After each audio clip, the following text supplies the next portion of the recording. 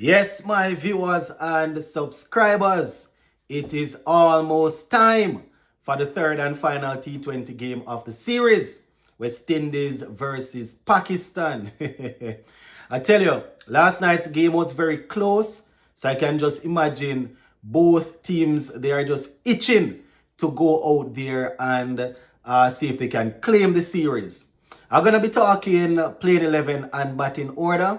Also, we're going to be taking a look at the ongoing test between England and India. You know how we do it over here. We like to look at what's happening around the world. You know, not only West Indies cricket. We like to just zoom in and see how everything is going. Gonna be taking a look at that ongoing test. Let's give a listening ear until the end and let me know your thoughts in the comment section. All right? Yes, my people. So, I've always said that you can make a winning team better, right? Some people say you don't change a winning team. I've always said that you can make a winning team better. But this is my thing right now as it relates to tonight's game.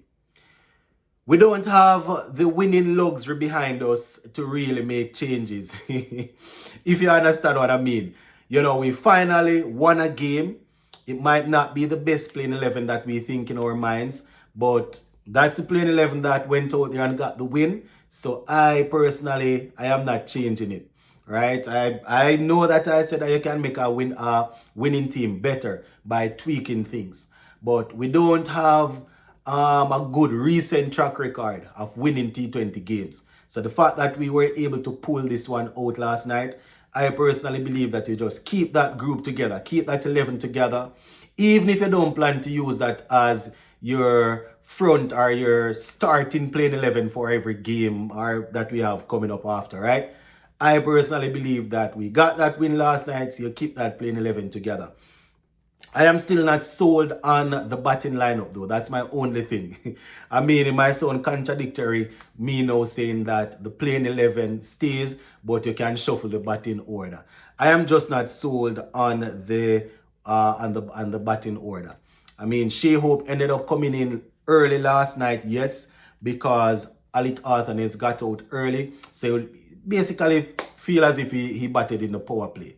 But to start, I've been saying this since day one, right? I think that based on what's happening with the team now, we need, a opener that is going to go out there and basically put pressure on the opponent.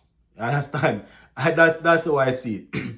And not only put pressure, but, they are able to withstand whatever the opponent will throw at them. Not to say that if Hope opens, he cannot get out or they will not get the better of him. I'm just not sold on Alec and Andrew opening.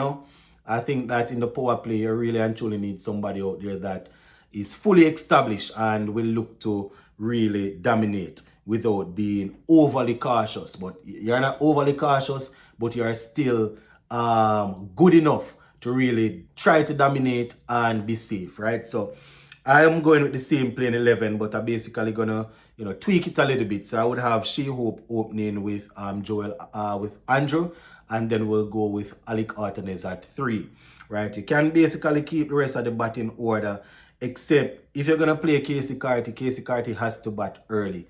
I know that it depends on how the game is going, but for example, last night I said to myself that even though probably there was an over or 2 of spin remaining, you could still bring in Shepherd. Personally, that's how I see it.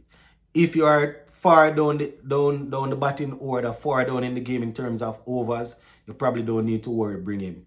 Right? We have seen the same thing with Ruston Chase before, where he's slated to bat at 4 or 5, and based on the start that we get, you don't even end up batting. You understand? So we just need to be careful with that. Not trying to say that a man is not flexible enough to bat at 3, 4, 5, or 6. Not saying that. But, we have to be careful where that is concerned. We definitely want to get everything right going into tonight's game. The batting order needs to click. You understand? The bowlers, they have done well. The bowlers did well in the first game, I would say. They also did well in the second game. So I am backing the bowlers to come good in the third game. Right? But the batsmen, they better be prepared to bail out the bowlers tonight if things don't go too well.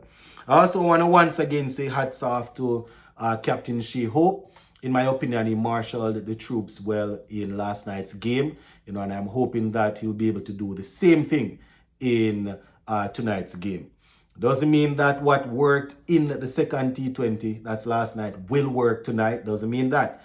I'm hoping that based on the situation, based on the conditions and all, he will be able to adapt and, make decisions that will benefit the team in a positive way. So just wanted to say hats off to the captain again. So that's my thing, my people. I'm going with the same playing 11, but if you all want to change it, if you have your playing 11 that you want to use, you can let me know it in the comment section.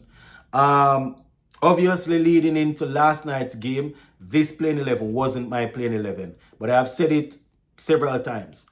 If me being wrong means that West Indies will win, I want to be wrong 100% of the time.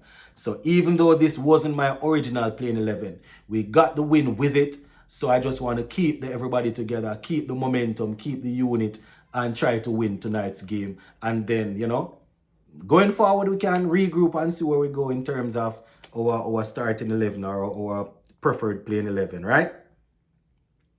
All right, so let's just take a look at this test here that's going on between England and India. Yes, my people, it's a final test between the teams. England, they are leading the series 2-1, and it would appear as if they are going to win this series 3-1. Yes, my people. They are going into day 4. So tomorrow, England, they need 35 runs to win. They have all of 4 wickets in hand. Very interesting game so far. So scores in this game, my people: India 224 in their first innings. England 247. India in their second innings 396. England batting now 339 for 6. Right. So they need a further 335 to get, because the target is 374. So did I say 335? They need a further 35 to get, because the target is 374. So that's how it's looking. Let's just take a look at some of the top scorers so far. In the first innings for India, we didn't have any Centurions. They made that 224. Let's see the top scorers coming out. Couple of guys got starts, but nobody was really able to kick on. Surdesen, he got 38. Let me see who else got some runs. And we have Karun Nair. He also got a start, but wasn't able to carry on. He actually scored, let me just pull it up here real quick. He actually scored, let me see, 57. So he got 57. Bowling for England in that first innings, Gus Atkinson picked up 5 for 35. Right, and Tong, he got 3 for 57. Right, England batting in that first innings, we had a couple of guys getting half century. Harry Brook, he got 53. Zach Crawley at the top got 64. Bowling for India, Mohammad Siraj picked up 4 for 86, and Krishna got 4 for 62. So those were the 2 main wicket takers. India now in that 396 in the second innings. We saw century at the top from Jaiswal. He got 118. He was supported by Akashdeep. He got 66 from 94. Ravindra Jadeja also got a half century, getting 53 from 40. That was Washington Sundar. Washington Sundar got 53 from 46. Jadeja got 53 from 77.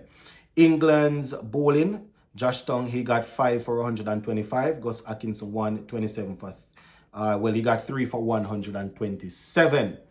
Now, England, they're doing pretty well in that second innings, chasing that target of 374. As I said earlier, they need only 35 to win. Couple of Centurions, Joe Root, 105, Harry Brook, 111, 339 for 6. So far, India, they are fighting very hard, but they need to get those 4 wickets for before they get that 35. It doesn't seem as if it's going to happen, but yeah, that's how things going in that one. Big up.